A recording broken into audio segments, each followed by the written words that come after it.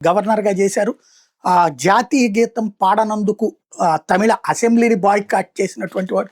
పూర్తి దేశభక్తుడు. అదే సందర్భంలో నిబంధనల్ని ఏ టైంలో ఎలా వాడాలో బాగా తెలిసిన వాడు.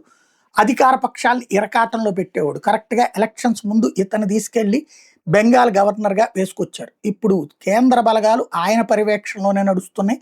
అదే సందర్భంలో రాష్ట్ర బలగాలలో తప్పు చేస్తున్న వాళ్ళ మీద చర్యలు ఎన్నికల సంఘం సిఫార్సు చేయగానే వెంటనే చేసుకొస్తున్నది కూడా ఆయనే. ఎందుకంటే ఈ టైంలో ఈసీ నుంచి డైరెక్ట్ రూల్స్ గవర్నర్ టు లోకల్‌గా ఉండేటువంటి అధికార యంత్రాంగం. బట్ అధికార యంత్రాంగం ఆయన మాట వినకపోతే కేంద్ర అధికారులతో ఆ యాక్షన్ చేసుకుంటూ వస్తున్నాడు.